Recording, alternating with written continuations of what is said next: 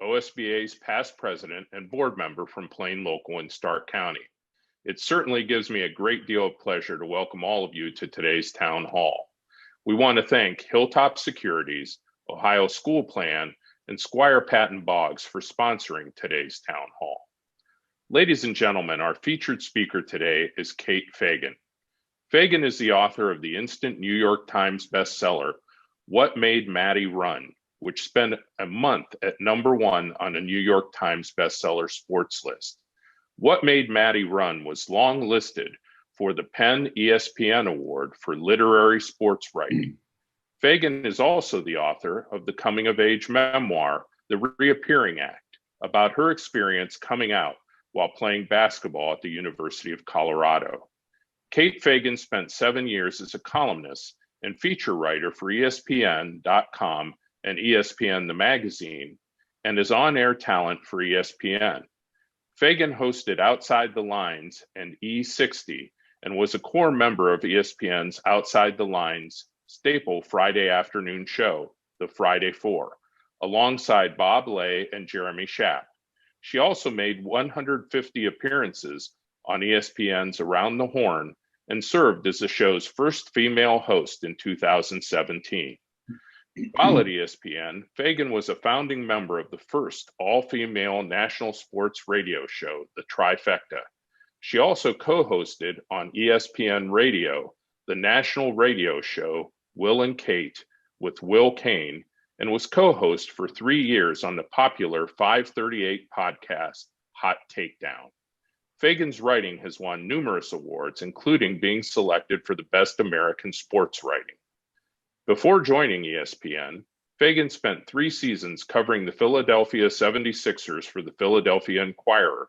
She also played professional basketball in Ireland and in the NWBL for the Colorado Chill. Ladies and gentlemen, we are pleased to welcome Kate Fagan. Hi, everyone. I'm so excited to be here with you today. Maybe not in person, but it's a whole new world, and so we're going to make this work. The story of Madison Holleran is, in my opinion, the most important story that I'll ever work on as a journalist. And today I wanted to talk to all of you about the many ideas and insights that I gleaned in writing and reporting Maddie's story and getting to know her family and her friends.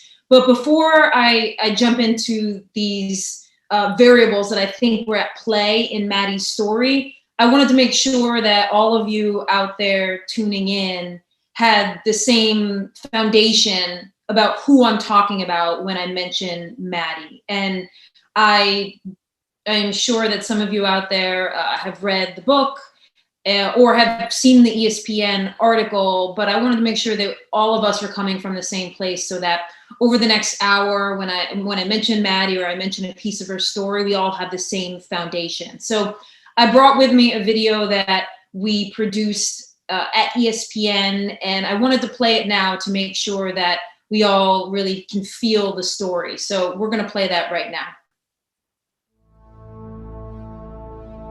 She was losing the balance there between being perfect or trying to be perfect and trying to be happy. I knew she was putting a lot of pressure on herself.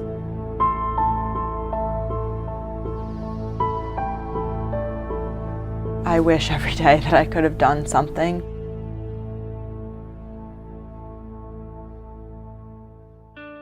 When Madison Holleran began her freshman year at the University of Pennsylvania, her family and friends assumed she would excel there, just as she had everywhere, in the classroom, on the soccer field, on the track.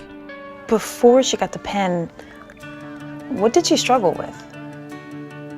Not too much. Madison was just like the happiest person that I knew. Until she went to college, she was always smiling. She was always talking, laughing, dancing, singing. I mean, she was all over the place, but in such a good way. She was just so happy. Madison won 2 consecutive New Jersey state soccer titles at Northern Highlands. Number 3, Madison Holleran. She started running track, and by senior year won the state championships in that also, winning the 800 meters in a time of 2 minutes, 8 seconds. Tying up the last few steps.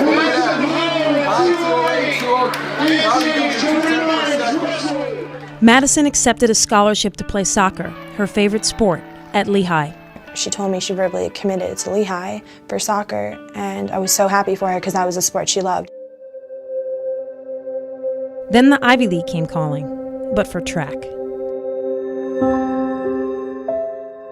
Why do you think Madison chose to run track in college? I think because it helped her get in the Ivy League. She was enamored with the Ivy League. I think it was the prestige.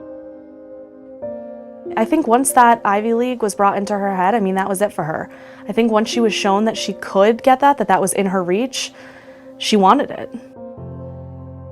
In a way, an Ivy League school, those hallowed halls, offered something few other places could, the chance for the perfect college experience.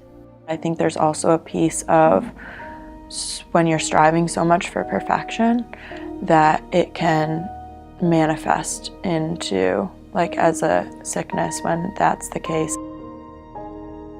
Madison chose Penn, but when she arrived on campus, instead of being the school of her dreams, it became the backdrop for her struggles. Running, school, friendship, nothing came as easily as it once had.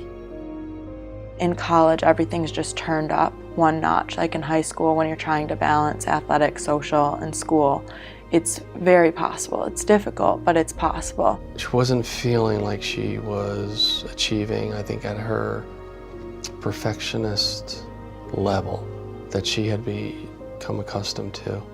And she couldn't make her real world look as perfect as the images she posted online. There's the holes that you don't see. There's the hardships. There's the times when she was unsure, when she missed home. And that's kind of what people aren't seeing. Madison felt off balance.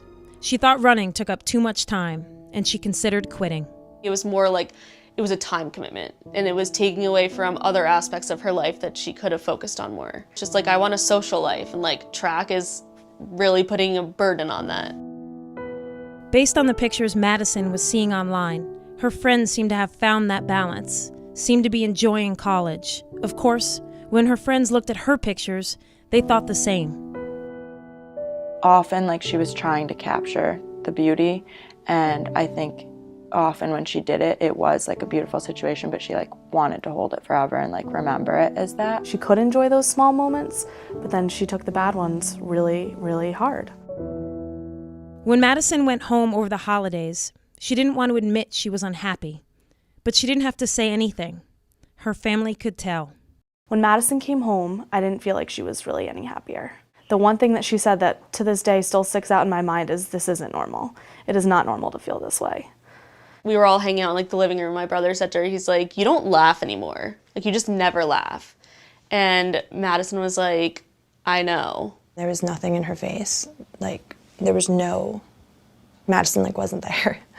She didn't smile, which doesn't seem like it would be a weird thing, but for Madison it was. Like, to see her in a room for 10, 15 minutes and her not smile once, I mean, that was weird. When I looked at her, she looked white. She looked depressed, and I said, Madison, I think you look depressed. And she was very quiet and said, Dad, all I want to do is go to sleep. How much for you do you think it was setting in the space of college, and how much was it mental health? Honestly, I think it was more of a mental health issue. Is there any history of depression on your side of the family, on either side of the family? Yes, there is. Yeah. Over winter break, with the shifts in her personality now unmistakable, Madison began seeing a therapist. She did admit that she had suicidal thoughts, and I was in her last session with her therapist, and she made Madison's state that if she had any suicidal thoughts, she would not act them out. You know, I was concerned with that answer, the way she answered it. What about the way she answered it concerned you? That it wasn't sincere enough. And she kind of looked away from us. Back at Penn, Madison communicated to her friends that she planned to make the most of second semester. And she did have a plan. That plan was just drastically different than the one she was sharing with friends and family. What do you remember about the day of January 17th? I talked to her actually right around noon, and she told me she was buying books in the bookstore. On the night of January 17th, 2014, just after dusk, Madison Holleran posted an Instagram from Rittenhouse Square, then walked to a parking garage at the corner of Spruce and 15th Street. She climbed the 9 flights of stairs to the top. I think that Madison had this idea that she didn't want to be a burden to anybody. She didn't want to have to put her problems on anybody. So I don't think she wanted to ask for help if she didn't have to. At the Penn bookstore, Madison had bought gifts for her family. On top of the parking garage, she would leave those items, including a picture of herself as a kid holding a tennis racket. And after placing those items where authorities would find them, she jumped from the side of the building. We got a call from the chaplain later that evening. I mean, part of me was, I don't think this happened. I was just like, I literally talked to her like 7 hours ago. How did that not even come up in conversation? I could not process it. It did not hit me for at least 20 minutes. I didn't understand at all. I called my mom and she just said it. Madison's dead. That's what she said.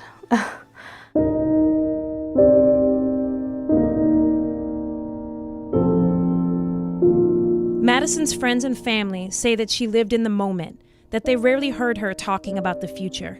And maybe, they say now, she couldn't project into that future, just couldn't see past the immediate pain of her present. She had put UPenn on a pedestal, and that it's going to be this fantastic, fun college experience. And when it didn't turn into that, she wanted to try to fix it herself. Madison had trouble asking for help. Her friends say she wanted things to be perfect, and even when they weren't, at least online, she could make it seem as if they were. Sometimes people just only post the good parts, and maybe those pictures really are happy moments for them, but what's missing is the in-between. There's holes that you don't see. I do definitely think she lived in the moment. When she was happy, she was so happy. I mean, she enjoyed the moment as much as possible. She had 19 amazing years. And for most of them, except for maybe 3 or 4 months, they were so happy. And that's what I'll remember. And that's what I want people to remember.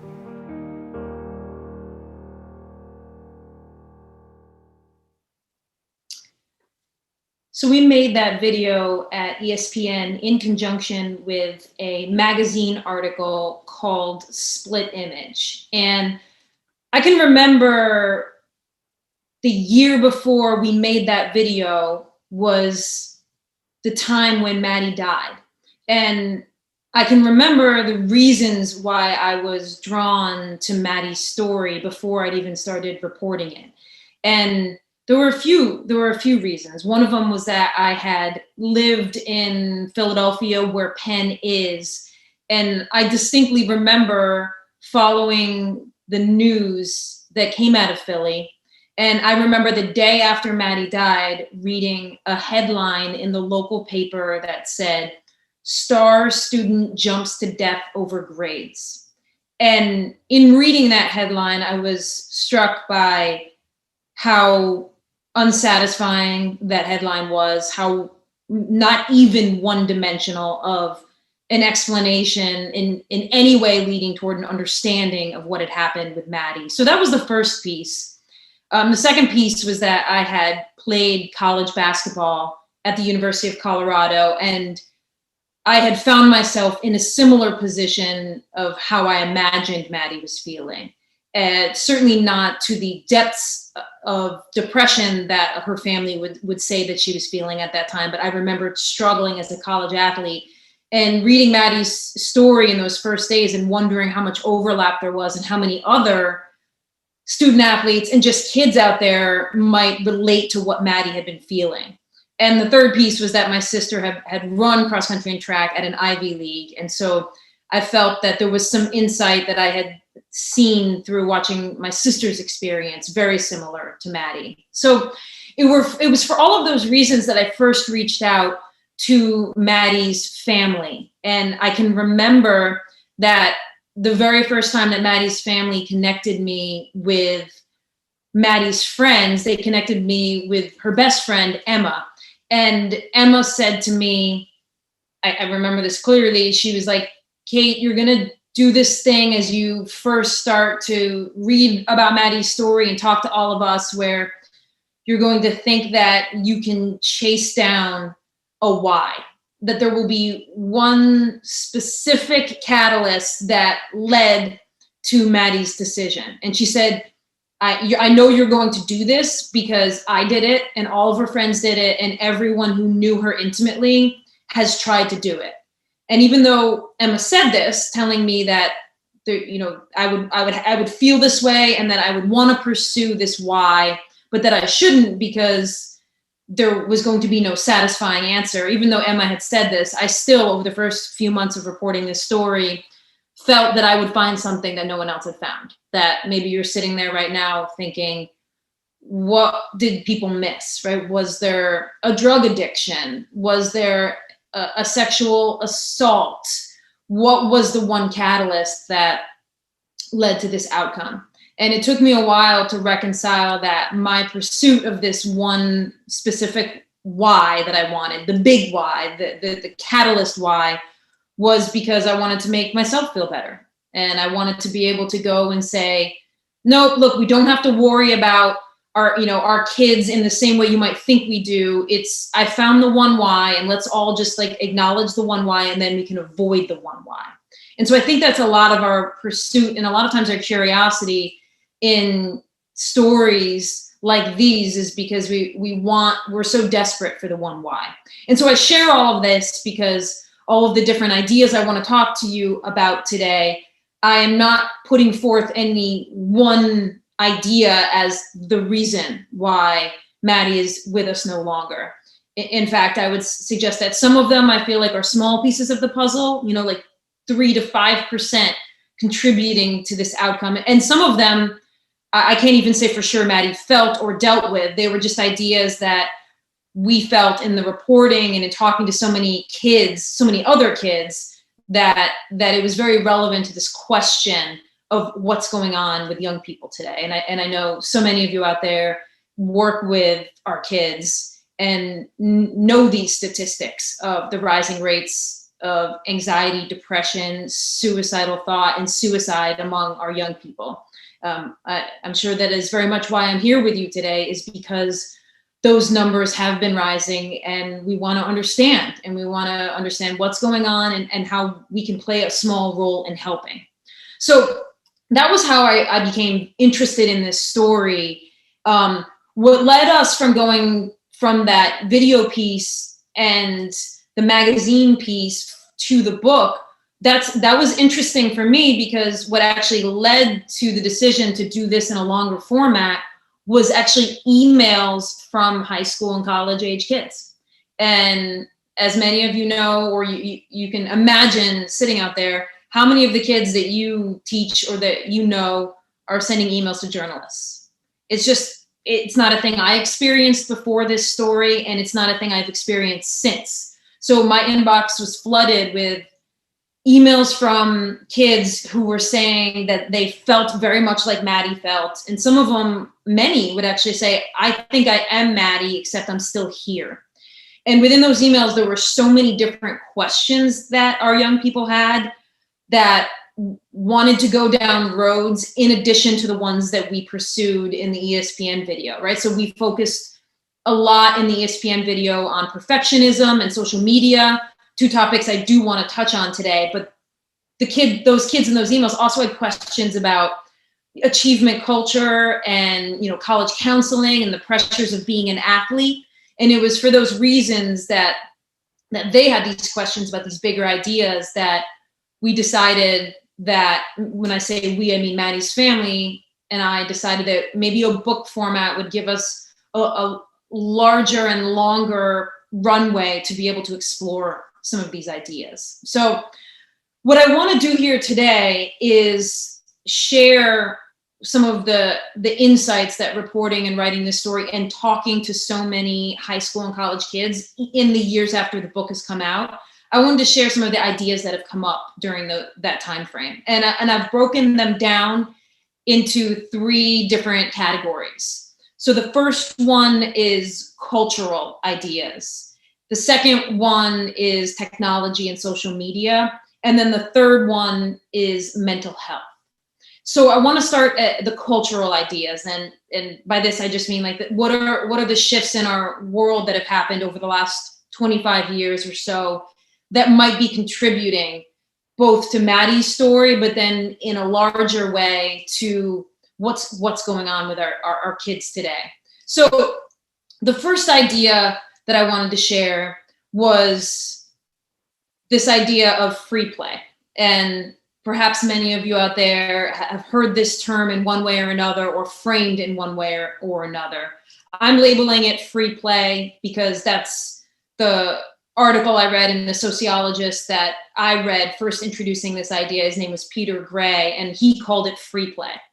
And by free play, what I mean is play that our young people engage in that is unregulated by adults. So, for me, it's thinking back into growing up in a neighborhood where we played capture the flag. There'd be like 10 to 15 of us, and we would play capture the flag. And I think I was 8, 9, 10 years old. So that's what we mean by free play. Maybe kids going to the park and playing basketball and setting up a game of basketball that is not regulated by adults. And so what Peter Gray, the sociologist, noticed was that as free play in our country over the last 25 years has steadily been decreasing, anxiety, almost directly inverted, has been increasing. So as kids engage in free play less, their anxiety goes up. And, he wasn't, and I'm not saying it's a 1-to-1 correlation. I think it's a really interesting concept. So when kids get to high school, or when you're seeing them, or when I talk to college coaches, and by the time they're getting kids, they have to keep in mind that many of our kids have been engaging in less free play or almost none at all. I know in Maddie's case, she was playing soccer at 2nd grade, but it was very much cones and adults and regulated. And there was not the same level of free play in the neighborhood. And so if you think about this idea of free play, it is what sociologists would say is that it's the first opportunity that our young people get to self-soothe, to overcome, to fail, and then decide how they're going to respond. So it's getting picked last for capture the flag or whatever it is, and deciding, am I going to play anyway? Or losing, or, having a bad social interaction, whether it's a form of any kind of bullying or getting knocked down. And that's the first time our kids would be able to ask themselves, how am I going to respond to this? Am I going to be okay? Am I going to pull myself up? And am I going to keep playing? And am I going to navigate this? And when you take that away, a lot of our kids aren't facing those questions and facing that in themselves until much later in life. And then it becomes harder to regulate because maybe they're 15 years old or 16 years old.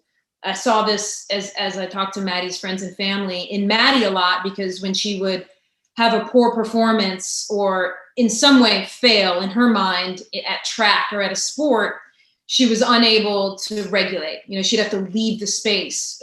The emotional reaction would not be commensurate with the level of, the failure. So that's that first idea that I wanted to share with you guys, free play in under that cultural category. The next one is this myth of college, the myth of college as being the best 4 years of your life. Hopefully we're in a place now where over the last 5 to 10 years, we've started to communicate differently with our young people who are, if they're lucky enough to be able to be going to college, that we're starting to introduce the idea earlier that college, while being an amazing place for them and possibly the best 4 years of their life, can also be a transition phase. And there can be loneliness as you're establishing new friend groups. A lot of the kids that I talked to 5 years ago really believed, and Maddie and her friends really believed, that college unilaterally was going to be amazing. And it was going to be the best 4 years of their life. All of Maddie's friends would tell me that it was the only idea that they entertained, which led all of them, not just Maddie, many of her friends, to be blindsided when they got to college, that they were struggling, that they were lonely, that they were homesick, that they didn't have the friend group that they expected to be able to build really quickly. And a lot of that, when I talk to kids now and I talk to teachers and coaches now, a lot of that is just messaging and communication and being able to introduce those ideas earlier so that not as many of our kids are getting to college or even the transition to high school and feeling that if they are struggling in some way, that the problem is with them, rather than thinking, okay, well, this is something that my parents and my counselors and my teachers talked about, and many kids are going through this, therefore it's not a character flaw in me. Because that was certainly something that I could see when I read Maddie's text messages, because I had her computer for the book, and her emails and her notes to herself was very much that she thought the fact that college was a struggle was a personal failure of her own. And this was exacerbated by the third item I wanted to share with you under this cultural bucket. And that is what this idea is called pen face, excuse me. Now, pen face was something that was very specific to the University of Pennsylvania, as the moniker suggests, pen face. And I'll explain it in a second. But pen face, even though that in particular, it belongs to the University of Pennsylvania, I have found in going to many colleges and even high schools that a lot of colleges have a version of pen face. Now, when I went to Lehigh University, they had something called the Lehigh Look Away. When I've gone to other high schools, a lot of students will come up to me and say that they believe their high school has a version of pen face. So pen face is the idea that when you walk around either the school or the campus on an institution, that the kids that you're passing are presenting themselves as if everything is awesome, and that they're on top of academics, athletics, if they're an athlete, social, that they are, that college is everything they thought it would be, and that is the presentation that they physically present as they're walking around campus, right? So you walk around Penn's campus, and everyone you pass and everyone in class is demonstrating that the plan that they had for their life is on track and that everything is awesome. and I find this at high schools as well, that no child or kid wants to be the first one to suggest that something is harder than they thought it would be. And this was happening at Penn. This was happening at Penn universally, obviously, if they have a name for it.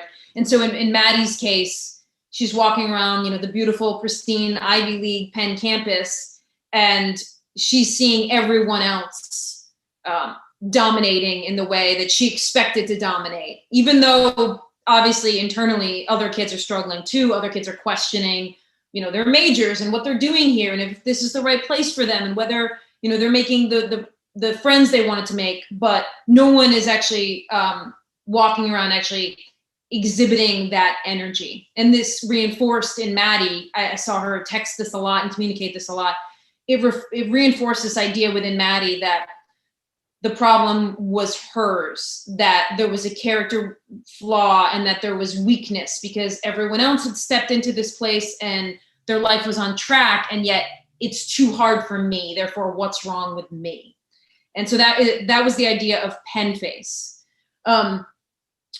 Another huge one in this cultural category, as I saw it relate to Maddie, was achievement culture. And I've actually been to Ohio a number of times over the last 2 or 3 years and spoken face to face with so many parents and teachers. And so I know this idea of achievement culture is in many school districts within Ohio a huge issue, whether it comes to putting up the signs in the yards saying what school your kid is going to upon their high school graduation. That kind of reinforces this this probably either inferiority in other kids and all these conversations among parents. I mean, this idea of achievement culture, I know, is not new to all of you, but I think crystallized within it is how it played out in Maddie's story. So you saw in the video that she intended to play soccer at Lehigh, and soccer was the sport that I saw her in her writings when she was younger. She articulated was a sport that she loved, and that a solo sport like running, she kind of knew inherently wasn't as joyful for her. Yet when she had a good track season and Ivy League schools came recruiting her for track and field, all of a sudden the concept of an Ivy League was opened up. And I spoke at length to the coach that recruited her to Lehigh, and he had many conversations with Maddie about this idea of going somewhere into a school, not for yourself, but because of how culture would respond to it, because of the cachet that it would have with other people. And Maddie actually seemed very cognizant in this decision-making process that she was making a decision that reinforced achievement culture. So she was willing to give something up, and she was willing to sacrifice her own happiness, although at that time she clearly didn't know how much happiness she would be sacrificing in order to have that outside validation of an Ivy League. And I think this is something that so many of our kids are dealing with, is making choices as they grow up that are not for their own, internal passion and love, but are checking boxes and jumping through hoops to reach some destination that we've told them will bring them happiness. And, as I talk to so many kids who maybe get a little older and then they realize this equation that we've taught them, that like success equals happiness, is unfounded. And there's a little bit of often there's a huge letdown. And some of our kids are realizing this earlier and earlier, that they feel that this success culture will fill them. And yet when they get to the destination that they have been pointing toward, and for so many of them, it's college, whether an athlete or not, and then they get there and there's not the kind of like soul fulfillment that I think they believed that they were going to feel once they got to that destination. But I know so many of you out there, this idea of achievement culture is probably something you're living through and with every single day. A couple things in the cultural bucket just about sports, because I think especially, in all of our states and in our country, but I guess in Ohio, I think of Ohio State and so many different football, I guess, especially. But I think it's important because so many of our kids are playing sports at the middle school, junior high level, and then into high school. And there were a couple ideas that as I talked to so many kids, especially when they got to the college level, that I realized about sports that I wanted to share with you. So the first one is just the social capital of sports. And I think it's important for all of us, especially when we're working with kids, to kind of think about this idea and see if it resonates with you.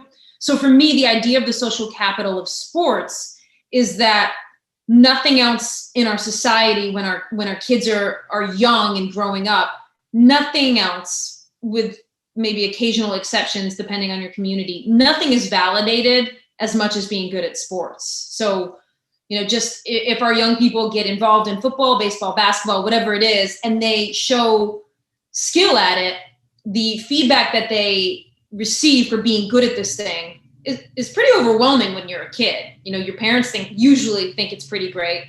The teachers often think it's awesome. Your peers certainly think it's awesome. Parents of parents, friends of your parents also think it's great. So sports offers very early in life, like a kind of intense feedback that if you show any promise at all, you want to keep doing this thing. And so the suggesting that what I'm positing to you is wondering how many of our kids who get to a point in sports where they're doing it year round, or they're considering it for college, how many of them ever along the way actually had to decide whether they loved this thing versus the feedback loop was so leaning in the favor of continuing, was so outweighed to continue, that they never really had to consider. I know I've talked to a lot of athletes at ESPN who've even gotten to the professional level who they're like, they're sports in America, so many kids get involved and they might not actually have the passion for that thing, but they don't ever realize it along the way until it gets to some point where things outweigh it. As in like the amount of practice, the emotional dedication, all of that, all of a sudden the cost of it is rising higher than the benefit of what they're getting. And I saw that happen with Maddie when she got to the college level. All of a sudden she's, working out twice a day, and there's like an emotional pressure and a physical pressure. And that cost has risen really high. And our kids don't have a ton of space to have ever learned or developed a personal relationship with the sport, or to even give themselves the understanding and the space to say, sometimes you can fall out of love with the sport, which leads me just to my next quick discussion about sports, which is the idea of quitting. I've talked to a lot of young people who, they don't want to redefine our language, but they feel like quitting is such a loaded word, and it often only relates to sports in their journey, right? They have to say, if they want to stop playing a sport, they have to say they quit it.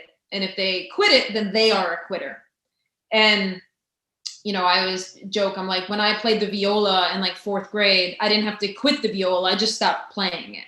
And in the world of sports, if you get into it long enough, at some point you have to say that you've quit it. And that can be very loaded for kids. It can be very challenging for them to leave a sport and say they're a quitter because it suggests a weakness in them.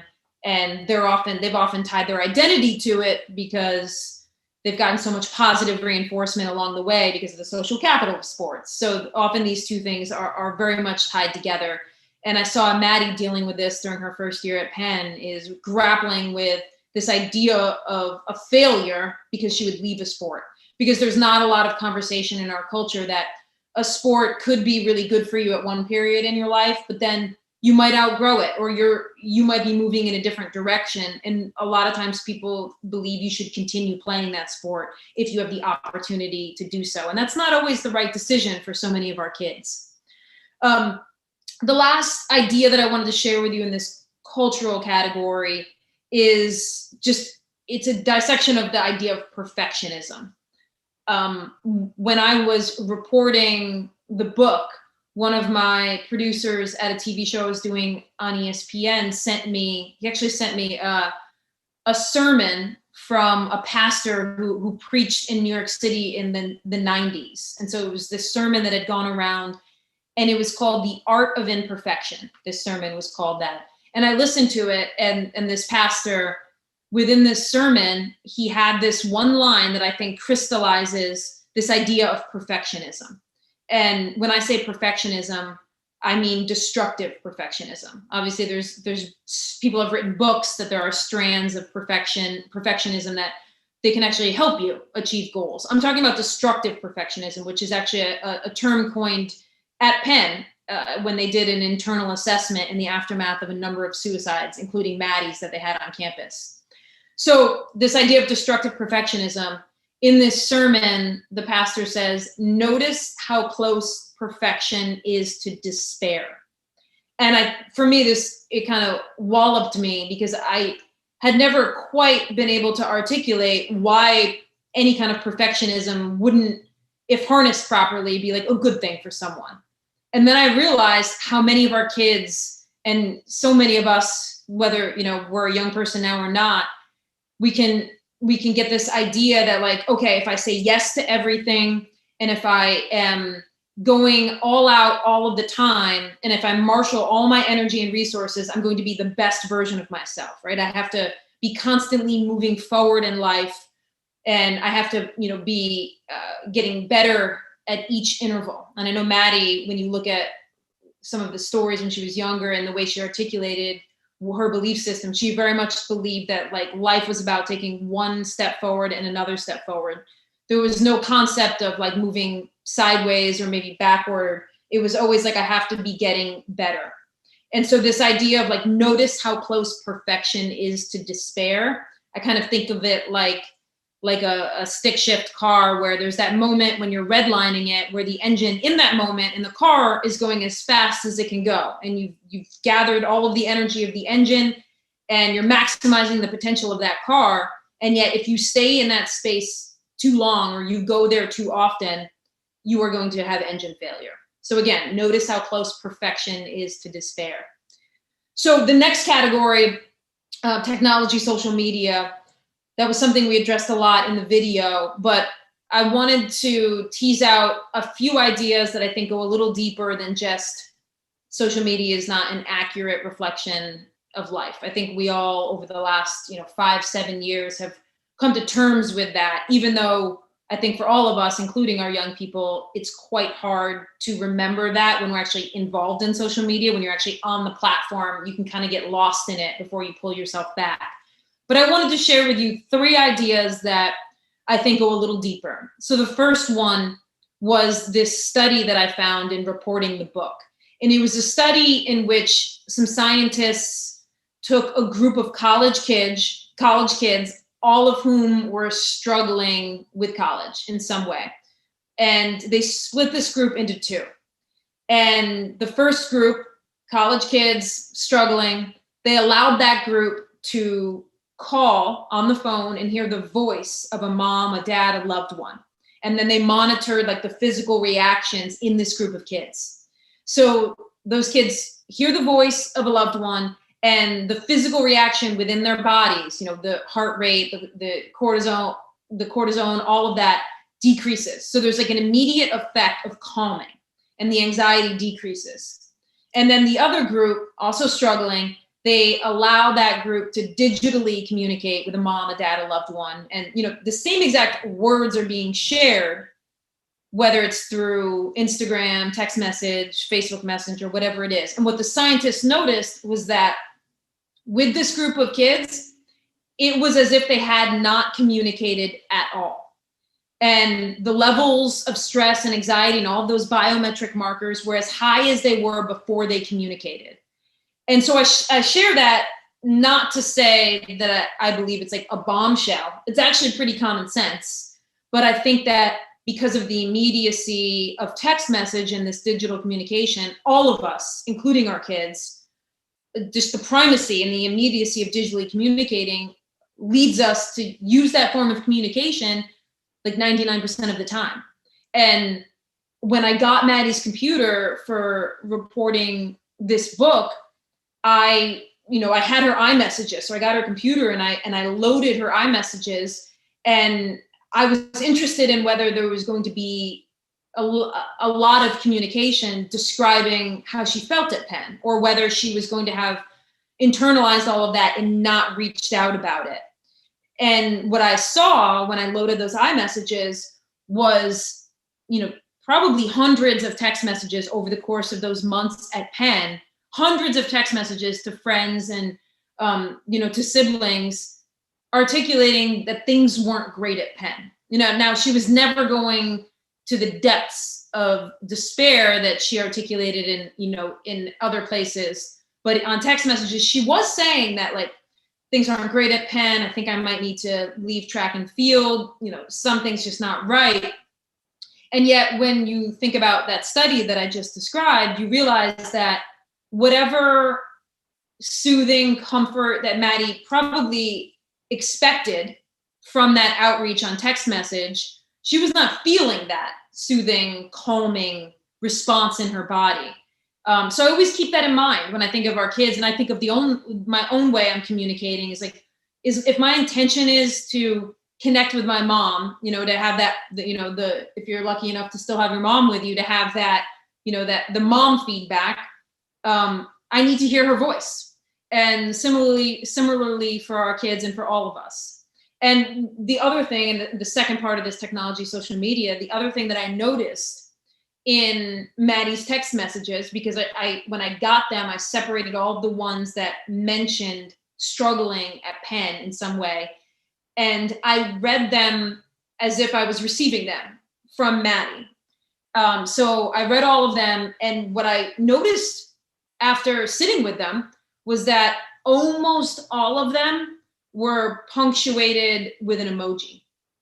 Usually it was the monkey covering eyes, monkey covering ears, some dancing red lady. And I realized as I went back, and now I'm like, okay, every time I saw that emoji at the end of a text message, it was almost a signal of like, reinterpret this message.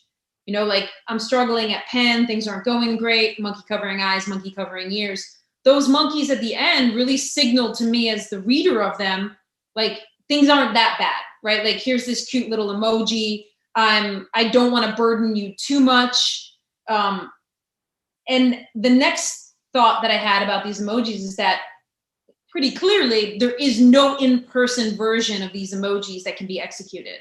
One, if Maddie was in person with you and she said the same exact thing, I'm struggling at Penn, I think I need to leave track and field, you would only have follow-up questions. There would be no monkey covering eyes emoji that would allow you to feel unburdened by what she had just said. And yet digitally, that was easily executed by Maddie. And I'm not sure if she knew that. I think what I gathered in my editorializing was that it was a way for her to not feel that she was burdening people too much.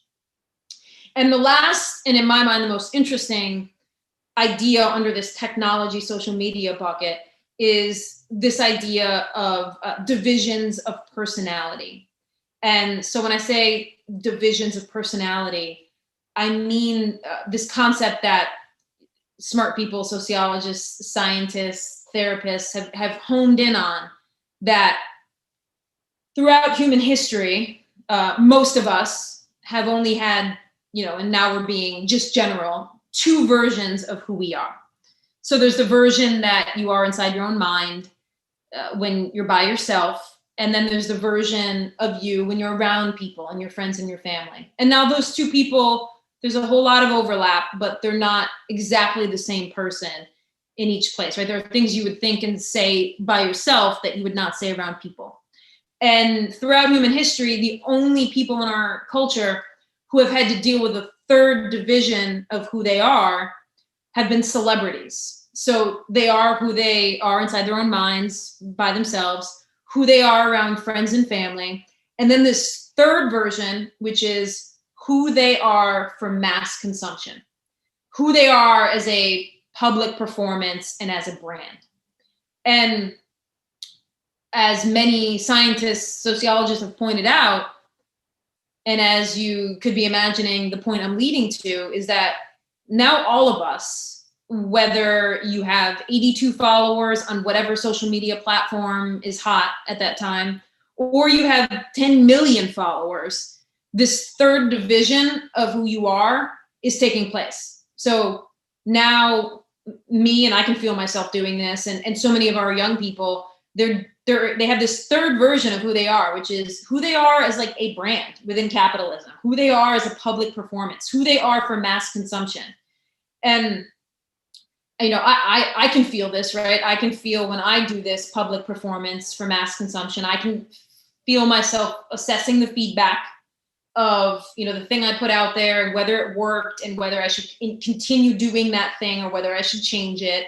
And I can feel when I spend too much time in that third version of who I am for mass consumption, that there's a detachment from who I am inside my own body. And I think the best way to crystallize this idea actually relates to the video that we showed at the beginning. There was a picture in that video, and it was a picture from Instagram that Maddie put up 2 hours before she died. It was a picture of downtown Philadelphia, Rittenhouse Square, and we showed it in the video for a couple seconds. And so when I got Maddie's computer, I also got the app that edits photos and tells me and shows me the different iterations of any photo that Maddie took.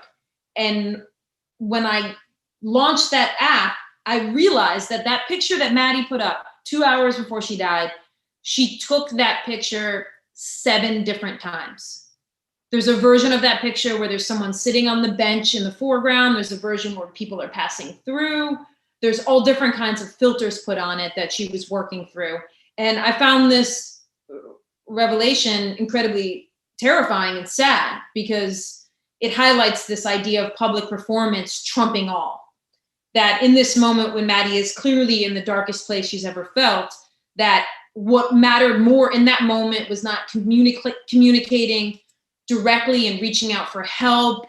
What mattered in that moment was putting filters and creating a picture that would tell her story, and that would be a form of public performance. So I think that's the best way to and I wish I could share with you right now, and here's what smart people say about how this third division is impacting us. I don't think we know yet, but I think as we connect with our younger people and we realize what is different about culture and the technology we've created and how it might be impacting them, I think it's really important to realize how much something like this could be impacting their sense of self and their sense of self-worth and self-validation, and the things that I know so many of you are probably dealing with on a daily basis. And so the last category that I wanted to talk to you about is mental health. And obviously the most important category, because you heard in the video at the start that Maddie's family believed that she was in a clinical depression. They had not diagnosed it yet. They were in the process of diagnosing it, and that they wanted to start her on medication. That never happened because Maddie took her own life before all of that went through the system and they got her on something. But clearly this idea of depression and mental health was central to Maddie's story, along with these other variables that I've tried to share with you. But a couple things I wanted to share about Maddie's story in particular that I think are relevant to the larger conversation. And that is that even though in the video I showed, Jim Holleran, Maddie's dad, mentions that depression ran in their family, he also told me that fact is not something that they talked about as a family. It's not something when Maddie was younger that they openly discussed to provide context for Maddie, right? So it wasn't as if when she was in middle school, they were like, Uncle so-and-so or Aunt so-and-so is going through depression, and this is what it looks like, and these are the steps to take to get out the other side of it. And I think this is a really important piece of information, because obviously I know the way different families and cultures discuss mental health is varied, across the globe, and as much varied within our communities about either being open about discussing mental health or feeling it's not something we can talk about. There's a lot of different, families who won't talk about it at all versus families that think it's really important to talk about. But the thing that was fascinating to me was that I realized as I reported Maddie's story out that not talking about this genetic component in her family left Maddie without a key piece of context when she got to Penn. So for Maddie, so many of the things we've already talked about today, struggling with achievement culture and how it reflects on her, and making decisions that put her in a place that maybe she's at a school that doesn't quite vibe with her, but she's made that choice, struggling with running, struggling with this transition. And then on top of it, not understanding this sadness all of a sudden that she's feeling. So instead of that transition and all of those other variables, but then Maddie being able to say, well, I know what this looks like because we've talked about this and I've seen this in my family. And I know that there is a way, another side to this. Instead of that, I can point to numerous notes that Maddie wrote, or, documents where she tried to write how she felt, where there was a belief that whatever sadness and darkness had kind of set in, she did not know that it would ever go away. She definitely seemed to be articulating like this could just be who she is now, instead of knowing like this is something you go through when you get to the other side of. So that key piece of context, so important. And the last thing that I wanted to share with you all today was just what I call the myth of talking about suicide. So one thing that I learned, and that you saw in the video, was that Maddie had mentioned suicide, and she had said it in a counseling session, and her dad was there, and they noted it, obviously, because they were like, promise us you won't do anything about that. But what happened after that was that this concept that the idea of suicide was radioactive took over. And so the idea that she had said it and that we have to just move it far away took hold. So no one followed up about her saying that in the hours and days after she said it. It was and I understand this thinking. It was very much like, she said this thing, she used the word suicide. We don't want to bring that up again. We don't want to talk about that because that's just going to make it more likely. That's going to plant the seed further. And even on the drive back from New Jersey to Pennsylvania for school, Jim, Maddie's dad, her family, there was no further follow-up about this idea because it felt so radioactive to them. And it felt what would make suicide less likely is us all pretending that no one had mentioned suicide. And in reporting out this story and talking to so many mental health professionals, I have come to learn, and as I talk to our high school kids and our college kids, that we have got to start pulling apart that myth and stepping into these places when you're communicating with kids, and when you hear something or you see something, that we're able to say, have you thought about suicide, without feeling terrified that we're introducing the idea of suicide. Now, of course, we need our mental health professionals that can take over, that we can make sure our kids get seen by who they need to get seen by. But I think it's imperative on all of us that we start to debunk this myth, and we start to be asking the questions and saying the word aloud and being able to have those preliminary conversations, rather than making it this deep, dark thing that goes over there in the corner and then it exists within our kids, but we never shine a light on it.